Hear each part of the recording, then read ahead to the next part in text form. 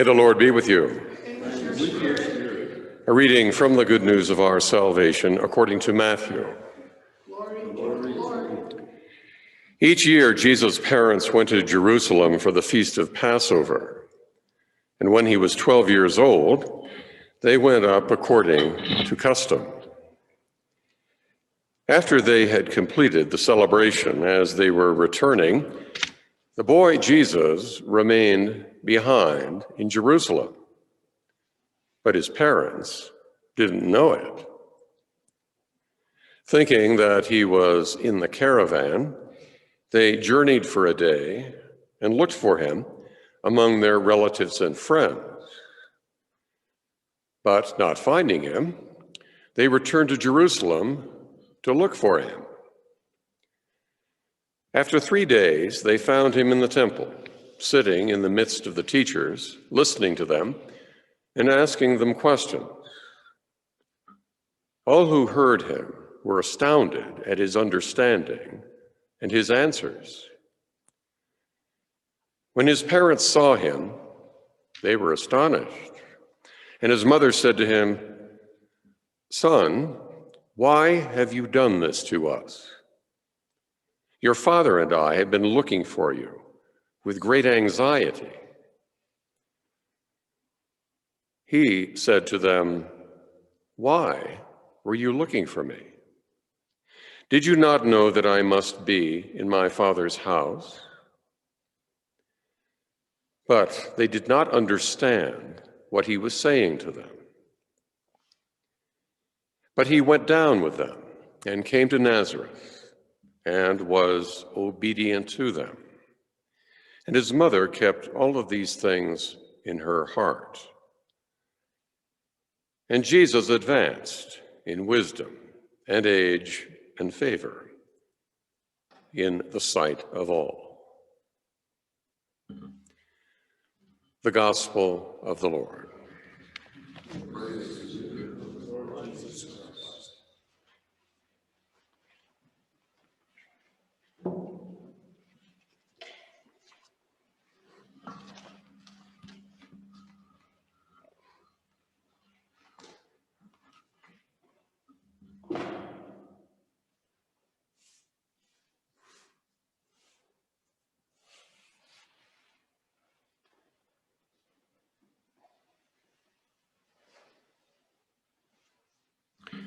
In January of 1955, Edward Steichen of the Metropolitan Museum of Art in New York opened a photography exhibition, which he entitled The Family of Man. And it was composed of 503 different photographs of families from around the world. And the exhibition focused on the common elements that join people and cultures around the world. Over 250,000 people visited that exhibition in New York City, and over 9 million in the world tour that followed. The poet Carl Sandburg provided a commentary which was displayed with the photographic panels, in which he expressed the vision that had motivated Steichen in assembling this exhibition. This is the way he described it. There is only one man in the world, and his name is all men. There is only one woman in the world, and her name is all women. There is only one child in the world, and that child's name is all children. All in one family of man. Now, most of those images came from the archives of Life magazine. And some of them were published in a very special edition, which a yet unknown Cistercian monk discovered on the shelf of a bookstore in Louisville, Kentucky some 3 years later and bought for 50 cents. As Thomas Merton joyfully later wrote that day in his journal, all these fabulous pictures, no refinements, no commentary, nothing more is necessary. We are all one, a member of the human in which God himself became incarnate, one family of man. And his insight, his reflection, his joy reflects what Pope Francis wrote recently in his encyclical Tutti Fratelli. We need to think of ourselves more and more as a single family in a common home.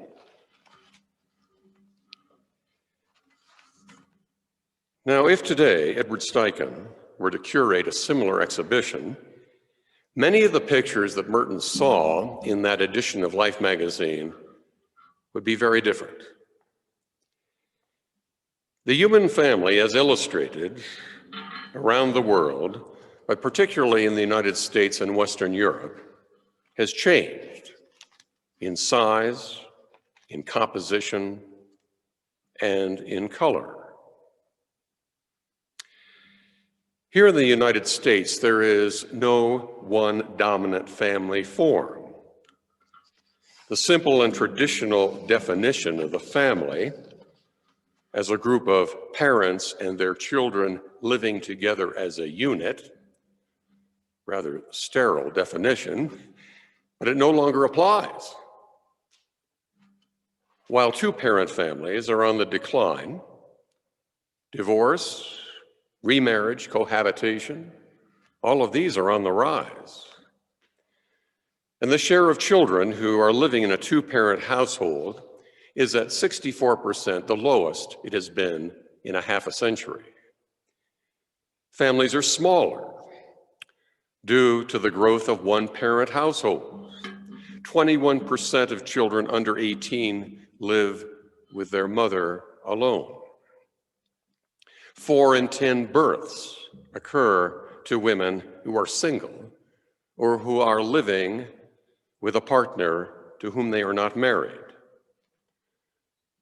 And of course, there are many blended families, as they are called, with siblings of their parents' previous marriages.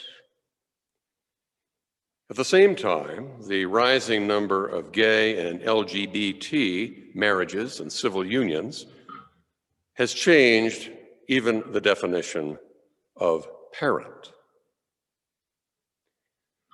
But despite all of the changes that have occurred in family composition and structure during the past 3 decades, the ideal and the purpose of family life has remained always the same. It is to make a commitment which ensures a stable unity of life and love to achieve mutual growth and happiness together. It is it not, a painful paradox that during the past year, COVID has both separated families, but in other cases brought them together, even at long distance, to rediscover the relationships which in the past might have been forgotten or neglected. And although there is no question that families in all their diverse forms and circumstances face great challenges, it is precisely the values that are drawn from the Judeo-Christian heritage which can assist them in their lives together. And so in the scriptural readings today, the Jewish wisdom of Ben Sirach and the Christian wisdom of St. Paul explains the family values which our Christian heritage offers. For Ben Sirach, the foundation of family values is the covenant. It's the relationship that God established between himself and his people on Mount Sinai. Summarized in a single Hebrew word, it is hesed. Hesed means very simply that there is an obligation to consistently live faithful love for others, which is modeled on God's own relationship with each one of us. And in today's reading, as we've heard, Sirach applies this understanding to the reverence and obedience that children owe to their parents. And note the balance. Sirach explicitly specifies covenant obligations of children to both their father and their mother, reflecting the Jewish understanding that since both parents were members of the covenant, they both deserved care, respect, and obedience from their children. For Sirach to honor and respect the authority which God has given to parents is to honor and respect the authority of God. And at a time when so many of our elderly parents are afflicted with Alzheimer's disease, we cannot fail to notice the moral responsibility he recognizes for children to be considerate of their fathers, which is not to exclude their mothers, even if their minds should fail.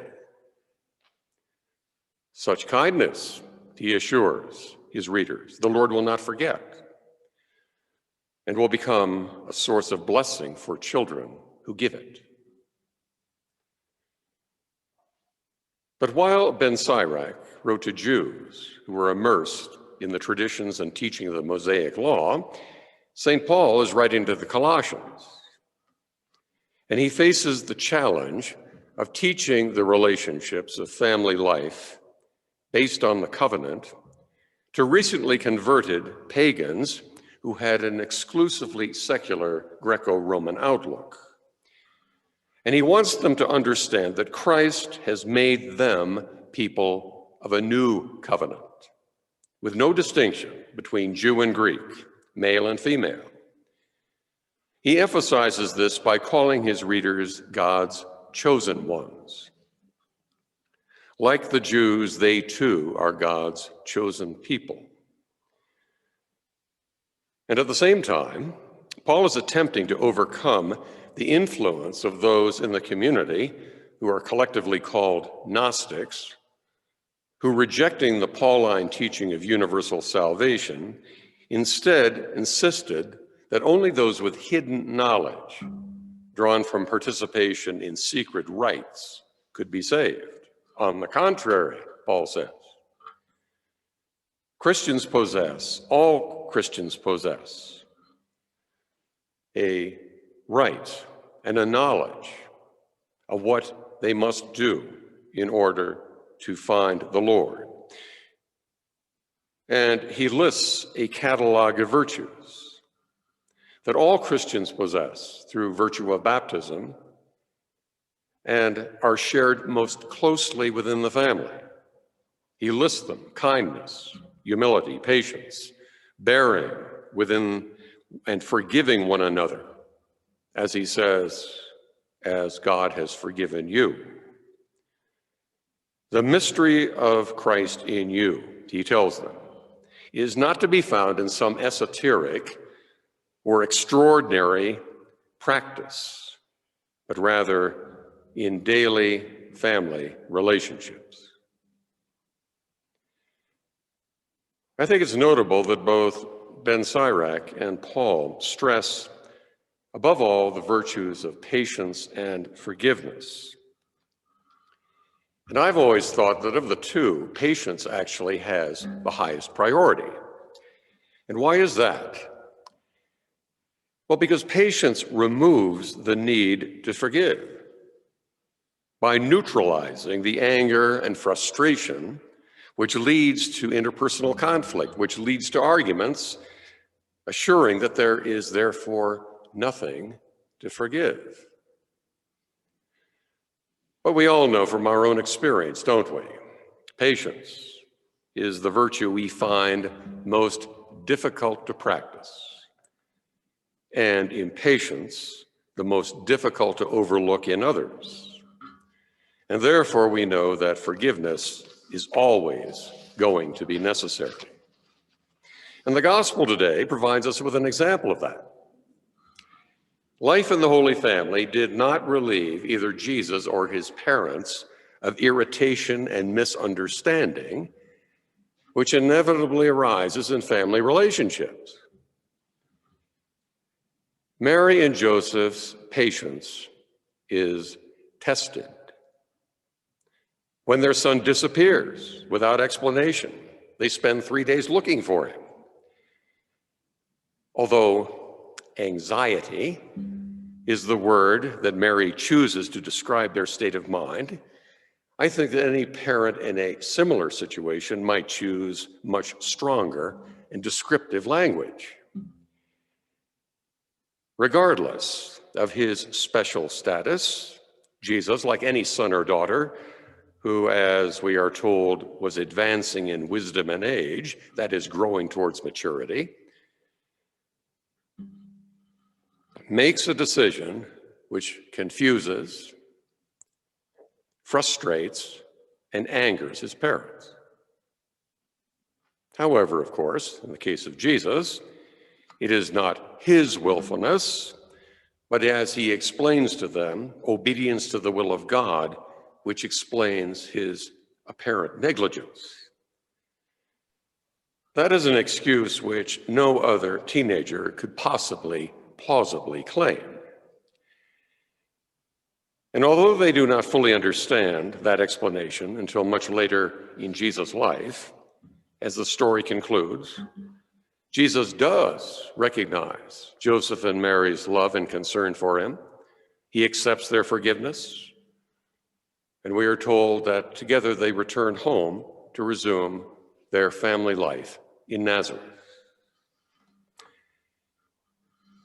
And so to briefly summarize and conclude today, as St. Paul writes in the second reading, awareness that the Word of God dwells richly within us in our family life is critically important.